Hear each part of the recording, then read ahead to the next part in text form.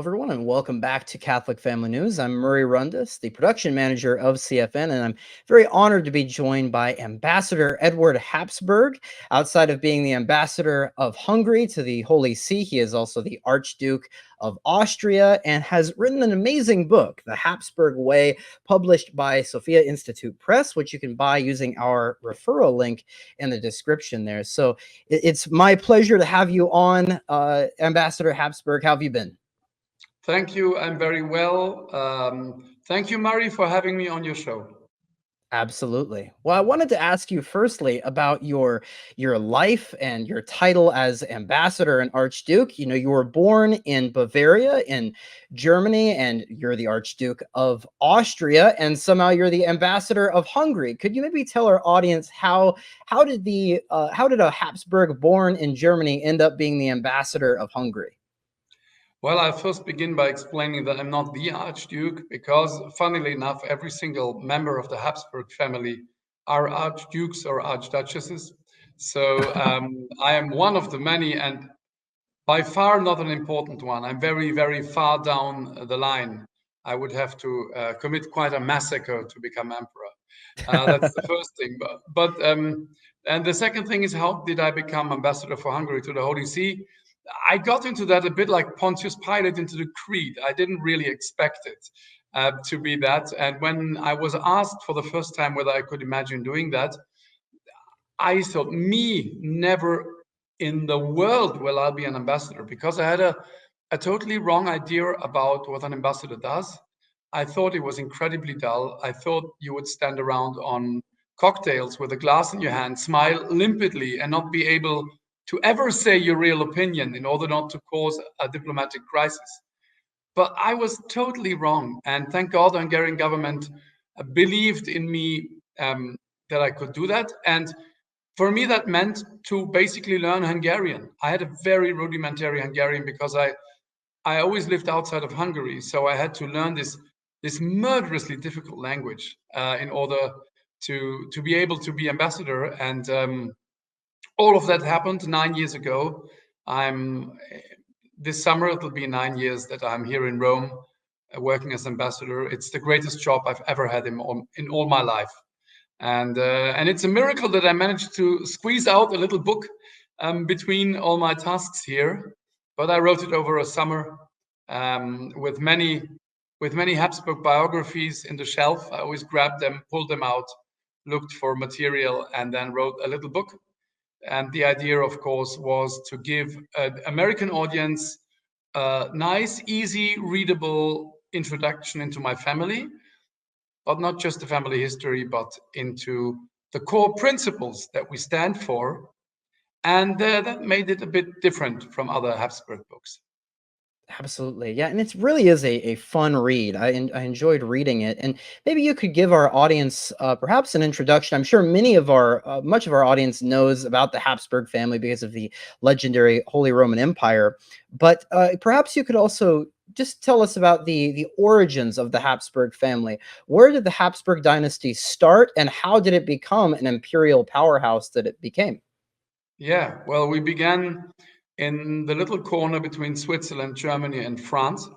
And the Habsburgs were count around Lake Constance, not too far away from Zurich, from Karlsruhe in Germany.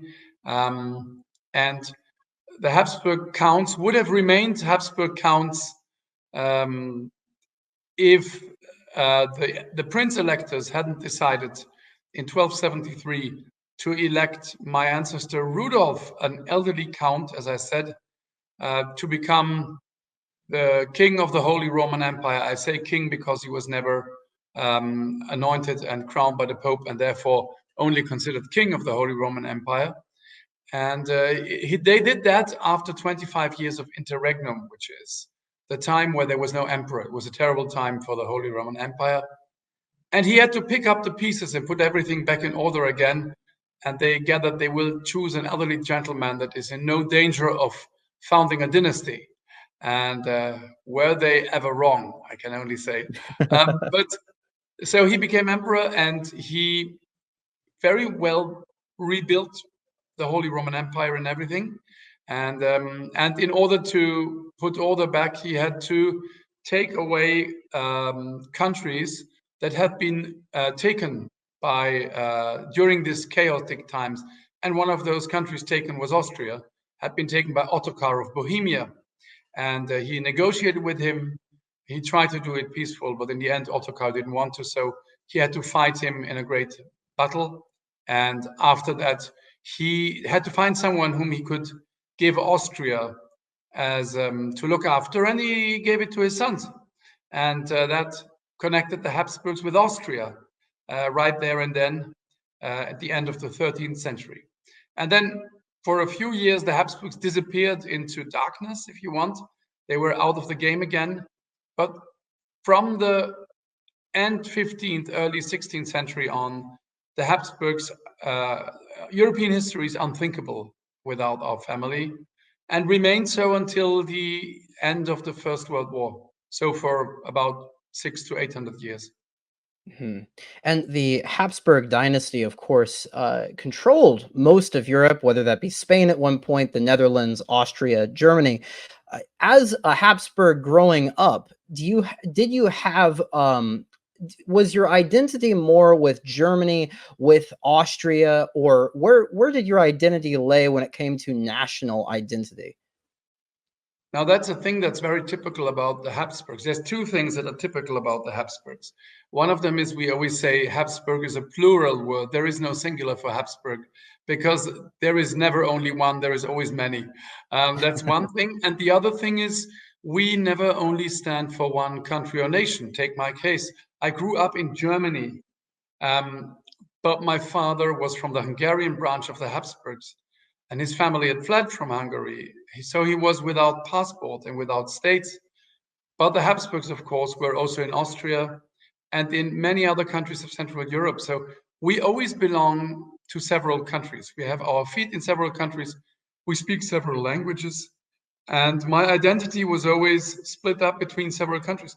And that was the Habsburg identity from the very beginning. There are royal families or imperial families that have the luxury or also the problem of being ruler over one nation. And the temptation, if you are that, is always to enlarge your nation by war. The Habsburgs always had a complicated mixture of different countries to look after, whom they had to keep together, whom they had to keep under one peaceful rule. And that's why from the beginning, the Habsburgs were never in danger of being nationalistic in any way. But theirs from the beginning was diplomacy and the complicated 3D chess game of keeping peace, which is it's very nice. It is something that really shaped our family for centuries and shapes me now in my work. I'm a diplomat, and I'm trying to help to bring along peace between countries and understanding. That's exactly what the Habsburgs did over centuries. And that's a really interesting point. You mentioned the tendency to be nationalistic, that was something that the Habsburgs could avoid because they were placed in multiple countries. In your book, The Habsburg Way, you talked about the belief in an empire along with reconciling that with subsidiarity. And I'm curious to what you think. We've had these latest European elections, and we've seen many nationalistic parties are on the rise, and many of them are more in line with Catholic teaching than other parties that Europeans might be used to. Do you see nationalism as being fundamentally at odds with a belief in empire? I don't really think so. I believe that nation is something very important. I believe that man is fundamentally local. Your first unity is the family.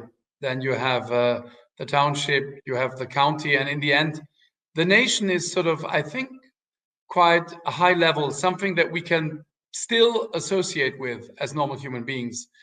But I think that the sign of maturity of a nation is its ability to participate in a supernatural entity for a greater good.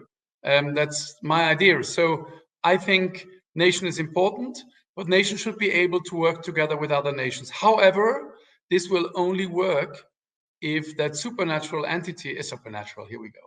Mm. Supranational entity respects the single nation such an entity like the Holy Roman Empire tried to be, like the Habsburg Empire tried to be for centuries, needs to respect every single country, every single nation within this entity, or it'll get into trouble. And whenever the Habsburgs tried to live very strong centralistic ideas, trying to diminish the single nations without their empire, whenever that happened, it went wrong. And that's my message. And I also think one of the reasons why what you would call nationalistic parties are winning all over Europe is because there is a feeling that there is a danger of Europe, of the European Union, of Brussels, pulling more power towards the center, becoming a bureaucratic center that disregards the needs and desires of the single nations. So what I think is that the European Union could learn a lot from the historic lessons of the Habsburgs. That's very interesting. And you mentioned, of course, the European Union, and that's a point of contention for many nowadays. And something I wanted to ask you about. One of our favorite thinkers here on Catholic Family News is Prince Clemens von Metternich, who isn't a Habsburg himself, but certainly a helper to the Habsburgs. And, he, of course, promoted this idea of the European states working together with a sort of super national entity. Do you think that the European Union is something that we should view in the sense of empire that you talk about in the Habsburg Way? Should we look to the European Union for a sort of new Holy Roman Empire, or do you think that it's so far gone that it's not doing its job and we should move away from it entirely? You ask good questions. Thank you. I would say the European project is fantastic. It is something worthwhile fighting for. I think it's the only possible answer to Europe in a way. I think it's going, as you pointed out right now, a bit in the wrong direction. I think many people feel disillusioned. They feel that there is no real democratic legitimation for who's running Europe right now. But these things can change. If a large enough majority of people says it's enough, we want a different Europe, then Europe will change. Right now, unfortunately, certain people and certain ideas seem to dominate. But I always think it's wrong to give up such a great project.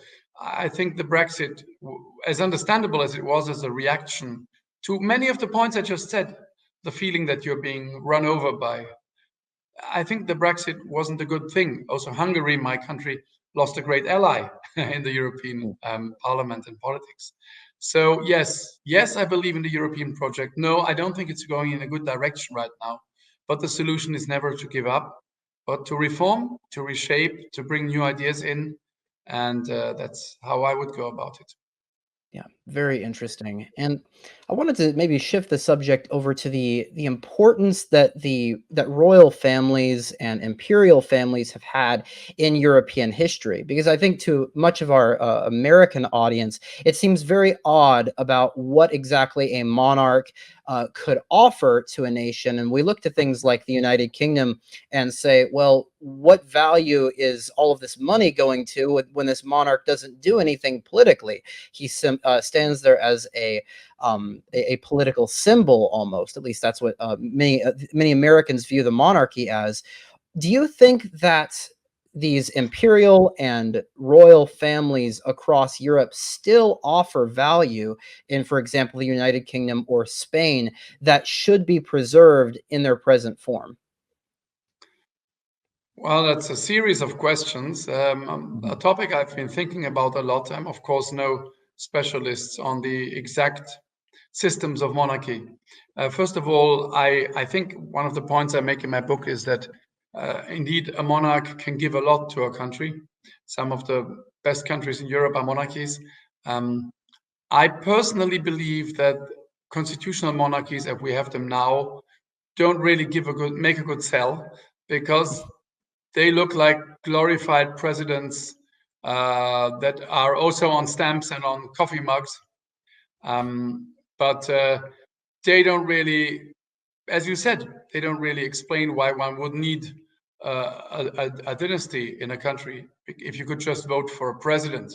If a monarch is a glorified president with very little power that signs every law that is being decided by the government and reads a speech written by a prime minister for him or her, then I don't think the monarchy makes much sense. I believe with Joseph Shaw, who wrote a book about that a few months ago, that a weak monarchy is better than no monarchy. I agree with that because as a Catholic, I believe that monarchy is the natural form of government. I also know that monarchies can't just be introduced or reintroduced with a snap of the finger. For instance, I don't see right now anyway how monarchy could add anything to the American system because America has no tradition in this. America also has many of the principles of the Holy Roman Empire built it into its foundations and perhaps doesn't even need the element of monarchy. What a monarch can bring to the table, and to answer that question, and I would say if I would ask for a monarchy, I would say it should be a real Catholic monarchy. And what a monarch could bring to the table is, first of all, growing up and being raised to serve your country. From the first moments in the life of a future monarch, you get to know the country with all its problems, with all its fault lines, with all its players. And you never do it from an interested point of view, from someone that says, what can I get out of it for me? But all these monarchs in training, and I've met a few of them, they learn everything I do needs to serve the country, to keep it together, to keep peace together, to keep people together. And you prepare for your job all your life. Whether you're a great orator, a charismatic leader, or a shy person, and if you are it, then you prepare to serve. You're in it for life. A politician can do politics for a few years and then find a plum job somewhere in business and earn a lot of money and never has to worry about his state again, and doesn't have to live very often with the consequences of his or her actions. A monarch is in it for life, and his or her children will live with the consequences of your decisions. And that's why you think twice, three times, four times before you do something. And you can look back on how your father, your mother, your grandparents dealt with the same kind of problems. So this is a great element of stability. And I would add to that that ideally a Catholic monarch is someone who lives his faith, who has very high principles, who prays every day for his subjects, and who knows that one day he will stand in front of God and has to render accountability for what he did. This, in my book, is all very good for the country because it will diminish the possibility of corruption and of living your own egotism. So that's all points. But at the same time, I know that you cannot just sort of pluck monarchy from heaven and drop it onto a place. It doesn't work like that. So those are a few of my thoughts that I also write in my book. Yeah, and that's excellent. And I think many people will resonate with the fact that our current aristocracy today is largely based on money and how people are moving around wealth. And it's oftentimes based on corruption or a certain rhetorical way of speaking. And when you have a monarchy that's built into that aristocracy as a care for the country, I certainly think it benefits. You know, you mentioned that this movement, if you will, this Catholic movement needs to be based on, of course, Catholicism. However, I think we've seen in Europe, in the West entirely, even the natural law is being attacked in a very violent way. And so we find ourselves to be allies with Protestants or even other religions. It's something very interesting. The foreword to your book is by Viktor Orban, and I don't believe he's a Catholic. And I wanted to ask you, how do you think that nowadays we're called as Catholics to work with traditional conservative Protestants or other religions to restore the natural law? Or do you think that it's more important to remain pure in maintaining a Catholic movement that is explicitly Catholic in and of itself? This is a very good question. I think you can do both, right? You can aim for something really Catholic, but you can work together with all people of good heart and good faith. I believe that whoever believes in God and has a personal relationship to God and shapes his or her life according to the commands of God is an ally to fight for a better state. I don't think it's so easy with all other religions. I am a strong believer in that the Catholic Church is just the right one, and the others aren't. That is a very old-fashioned way of thinking, but I still have it. But working together for the good of society with people who believe, for instance, in natural law, who are ready to stand up against gender ideology out of a religious conviction, even if that religious conviction is not mine, is something good in my books. So yeah, I think it's always good. You have allies in the most unlikely places nowadays. You find people who believe in freedom, who believe in as I said, subsidiarity, in camps that are not automatically yours. And the internet and modern communications are a very good place to get to know people who think like you, although they're not in your camp. I'm having a blast on Twitter, really, because you will get sometimes positive comments from people who would definitely not be considered to be in your camp. And you realize, okay, there are other principles than perhaps my faith that we have in common. If, for instance, the belief that freedom is more important than security, that I'm not ready to give up lots of my security in order to, no, I'm not ready to give up my freedom in order to have security. You'll find people like that in very different worlds than yours. So yeah, interesting times. Yeah, for sure. And speaking of something that is unlikely, I think a lot of people discover you and they notice that you're a fan of Japanese animation, and that before your time as an ambassador, you were I believe involved in the production of cartoons and a screenwriter. Yes. I wanted to shift the topic to culture and beauty. And because I've noticed this under the Habsburgs, we saw amazing, beautiful, true art being created. We can notice that with the cathedrals of Europe, the beautiful buildings and palaces of Europe. What do you think is the most important thing for Catholic artists, whether that be in screenwriting, film producing, animation? What do you think is most important for them to keep in mind to make good and beautiful art? Mm. I believe that you can still tell old-fashioned stories and create old-fashioned art. Uh, I I believe it has become very difficult. There is a great push against beautiful art. There is a great push against old-fashioned stories. I myself was a screenwriter for a while. Yesterday, I watched with my two youngest daughters for the first time The Lord of the Rings. The first one. They had never seen it, and they were blown away by the fact that this is just a straightforward, upright, good, heroic story, um, appealing to the greatest part in us, trying to encourage us to be good and to live a good life, coupled with beauty, with adventure, with everything. And I told them, this was made just a few years before the great crack that we have in entertainment industry now. And now we live in a time where people are hell-bent on pushing a message and don't care whether they find an audience. They prefer to losing money to not being able to push their ideology. And this is really bad. So I believe get to know the basis of beauty, of truth, tell stories the way that you live. If you are someone who lives in a family life, if you have children of your own, that changes everything. I wrote different stories before I had children of my own. I give you one example that always stuck with me.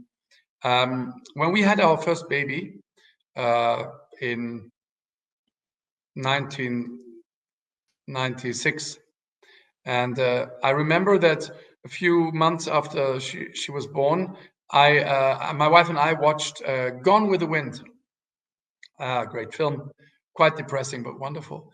And and we were both in tears during the fire of Atlanta is a big epic moment in the middle of the film where Clark Gable saves the heroine by driving a horse cart through burning Atlanta.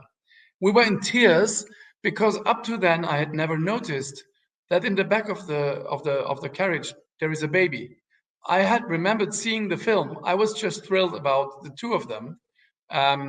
When I saw it as a teenager, it was only when I had a baby of my own that I suddenly horribly realized the vulnerability of that baby in the back of the cart.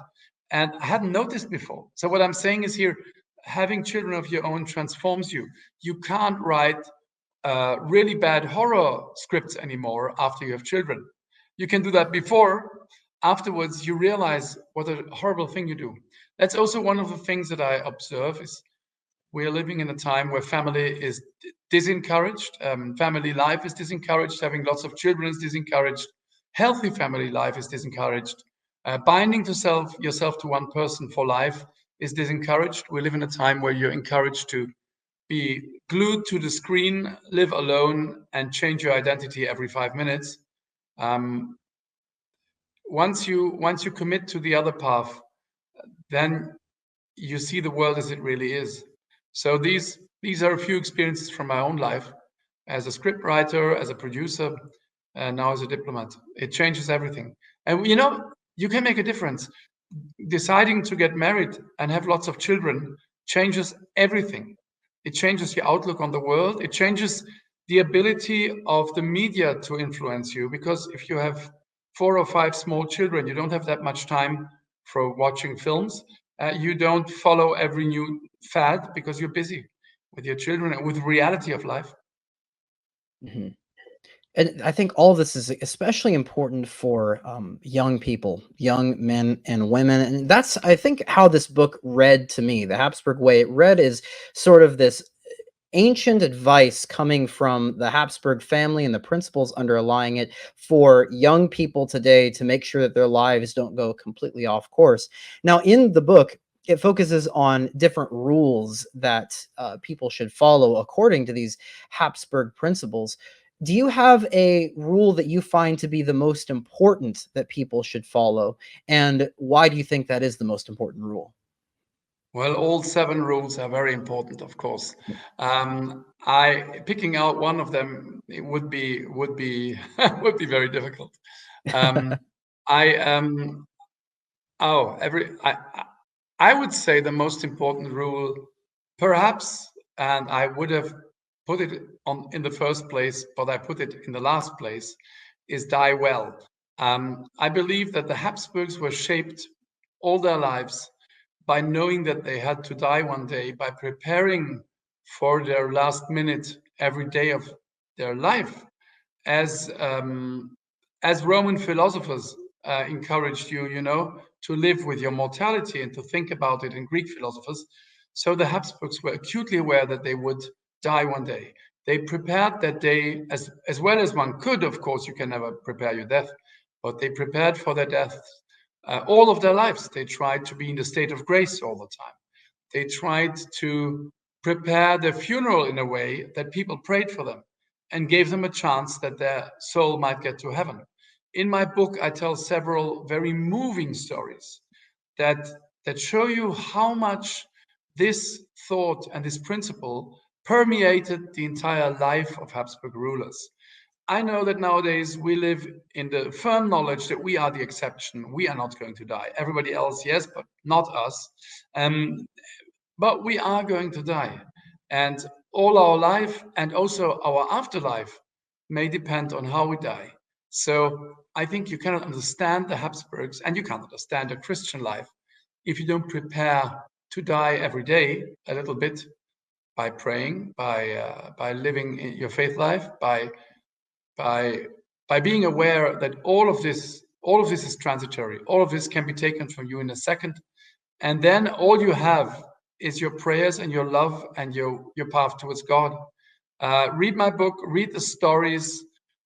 For instance, the way how Marie Antoinette died, who was a Habsburg, but Queen of France. Read the way one of the daughters of Empress Maria Theresia died. there was a smallpox epidemic in Austria. She was, I think, 8 or 10 years old when smallpox hit the Hofburg. That was in the 1740s. And her first reaction when she learned that she had smallpox was to ask for a confessor and to prepare for death. As a child, it wasn't that anybody had to tell her, she just knew. So I think it's the most important, perhaps not the one that most people would associate with their everyday life most, but I, I strongly believe that this point is transformative in a good way for your life. Mhm. Absolutely, and that is beautiful, and that's something we all can do better on and focus on. Ambassador, where can people your tweets? Where can they find your Twitter account? And should our audience be on the lookout for anything more from you in the future when it comes to writing? Well, you find me on Twitter. I now have 80,000 followers. That allows me to still interact with people who reach out to me. I am active on Twitter. I react to people reacting to me because I believe that Twitter is a place where you have to engage. If you just post messages and let it go, then your Twitter account dies. You need to interact. You need to playfully interact. So this is a good place to meet me, also to learn a bit more about how I think, what I believe, and I'm writing articles from time to time. You will sometimes find my articles in the Lamp magazine, a wonderful Catholic magazine, highly recommended. But most of all, I've written a second book. It's going to come out in October, and it is a Habsburg help guide for finding a good spouse, getting married, and having lots of children. It's going to be called "How to Build a Wholesome Family in a Broken World," and it's going to be my personal, as I say, how-to guide, written for young people who want to find out how can I manage to get a really happy life with a great family. Excellent. We'll have links to your Twitter account and the link to buy your book, The Habsburg Way, which I recommend everyone to read. We'll also have links to our newspaper. We talk about ambassadors, Habsburg family very frequently. They're a frequent subject in Catholic family news. So thanks so much for joining us, Ambassador. This is a great conversation. Thank you very much. You asked very good questions, and I said things that I never said before. So well done, Murray, for your great podcast. Absolutely. Well, to our audience, have a great, wonderful day, and may God grant you many joyful years. God bless.